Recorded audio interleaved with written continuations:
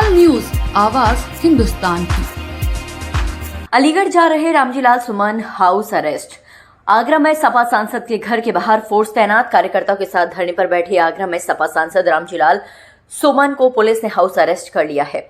उनके घर के बाहर कई थानों की फोर्स और पीएसी तैनात है। पुलिस ने रामजीलाल सुमन के घर के आसपास सीमेंट के ब्लॉकेज बैरियर लगा रखे हैं। रामजीलाल सुमन अलीगढ़ में जय भीम बोलने पर पीटे गए युवकों से मिलने जा रहे थे। वहीं से आक्रोशित रामजीलाल सुमन अपने घर के सामने धरने पर बैठ गए हैं। सपा सांसद का कहना है कि वह अलीगढ़ जाएंगे। बड़ी संख्या में कार्यकर्ता उनके घर पहुंच रहे हैं। सब कुछ सीएम ऑफिस पर बैठे लोगों के इशारे पर हो रहा है। रामजीलाल सुमन ने कहा, हमें आज अलीगढ़ जाना था, लेकिन बेहद अफसोस के साथ कहना पड़ रहा है कि हमें नजरबंद कर दिया गया है। घटना 26 अप्रैल की है। 3 नौजवान प्रदीप, राहुल और छबीराम बाबा साहब से जुड़ा वीडियो बना रहे थे। इनको लोगों ने बुरी तरह पीटा। इनकी शिकायत सुनने की जगह उल्टा इनका ही 151 में चालान कर दिया गया। इनको बहुत पीटा गया। पुलिस क्या कर रही है?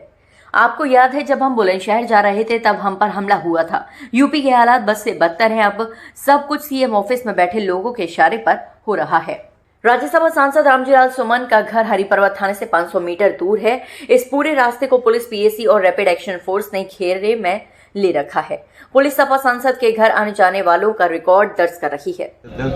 ये लता जी है, धर्मेंद्र है, दिवाकर पूजन पार्टी के सब साथी हैं। राजू हाथ नीचे कर ले यार। समाजवादी पार्टी के राष्ट्रीय अध्यक्ष श्री अखिलेश यादव के आदेशानुसार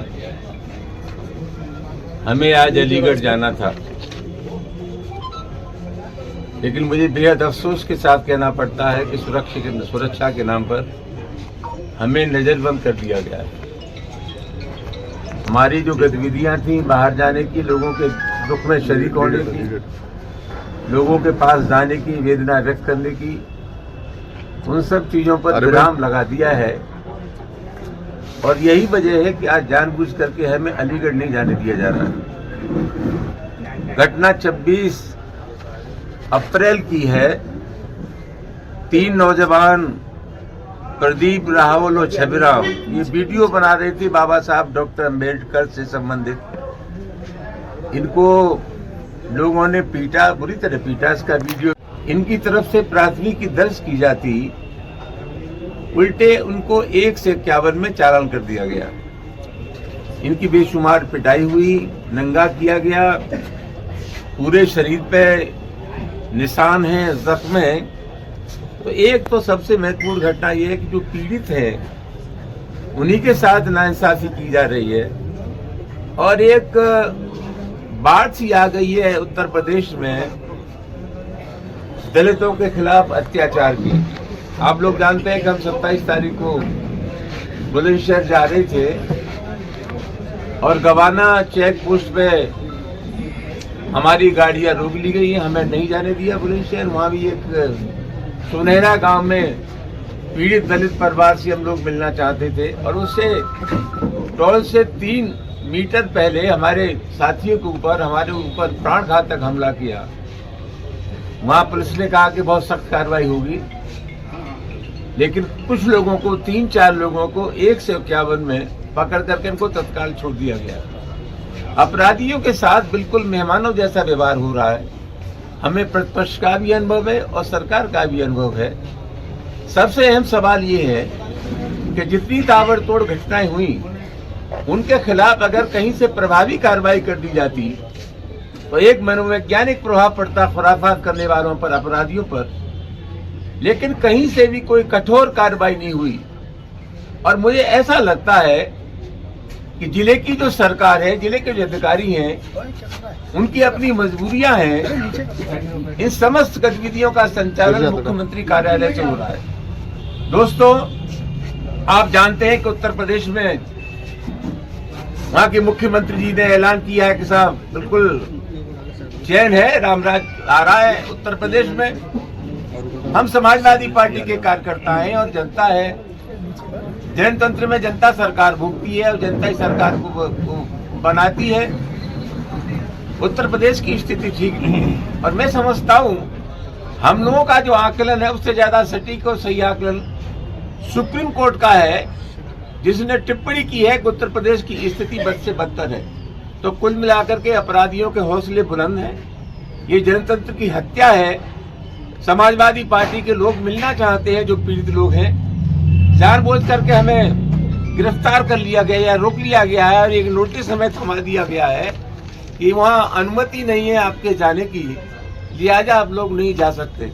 मामला बहुत गंभीर है और मैं ऐसा मानता हूँ, जो सरकार का मिजाज होता है, सरकार के मिजाज से ही सामाजिक शक्तियों का संचालन होता है। कहीं न कहीं से अपराधियों में ये संदेश है कि उत्तर प्रदेश की सरकार उनके मिजाज की सरकार है, उनके दिल की सरकार है, उनके दिमाग की सरकार है, उनकी जहनियत की सरकार है।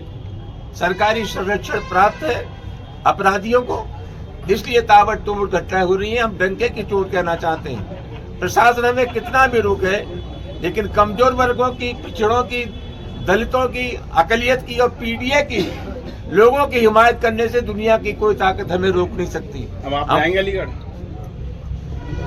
हम अलीगढ़ जाना चाहते हैं। सुबह से हमने घेर रखा है और ये फरमान जारी कर दिया हमारे खिलाफ कि अनुमति नहीं है आपको अलीगढ़ जाने की। हम तो यहाँ से निकलेंगे, पुलिस अगर पकड़ना चाहे तो पकड़ ले, तो हमारी कोशिश है अलीगढ़ जाने की। और हम चाहते हैं, हमारी अभी पार्टी के राष्ट्रीय अध्यक्ष जी से बात हुई थी कि अगर प्रशासन को हमारे जाने में कहीं दिक्कत है तो जो पीड़ित परिवार है, जिन बेगुनाह लड़कों की पिटाई हुई, उन बेगुनाह लोगों को हमसे मुलाकात कराई जाए। हम उनको लेकर के पार्टी राष्ट्रीय अध्यक्ष जी के पास जाएंगे। मुझे नहीं लगता है क्या करेंगे, लेकिन मैं इतना जरूर कहना चाहता हूं कि सरकार के इशारे पर ये सब काम हो रहा है। दलितों के ऊपर निरंतर अत्याचार हो रहे हैं। जगह जगह डॉक्टर अम्बेडकर की प्रतिमाएं तोड़ी जा रही हैं। अभी किसनी में, मैनपुरी में तो बुलडोजर से पूरी मूर्ति उखाड़ दी और एक शॉर्टकट तरीका निकाल लिया है सरकार ने कि मूर्ति तोड़ने वालों के खिलाफ कठोर कार्रवाई हो, तो उस स्थान पर नई मूर्ति ला करके रख देते हैं। एक भी स्थान पर अगर मुकदमा पंजीकृत करने के बाद कठोर कार्रवाई होती तो एक संदेश चला जाता। मैं समझता हूं इस आशय की घटनाओं की पुनरावृत्ति नहीं होती। मामला बहुत गंभीर है और मैं समझता हूं एक पीडीए को चुनौती है। अखिलेश यादव जी के निर्देश पर पूरे उत्तर प्रदेश में कल प्रदर्शन हुआ था और मैं समझता हूं जानबूझ करके हमें कमजोर वर्गों की हिमायत करने से रोका जा रहा है।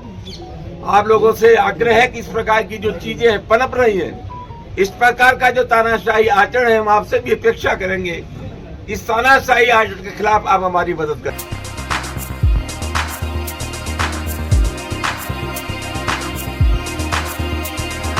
तत्काल न्यूज, आवाज हिंदुस्तान की।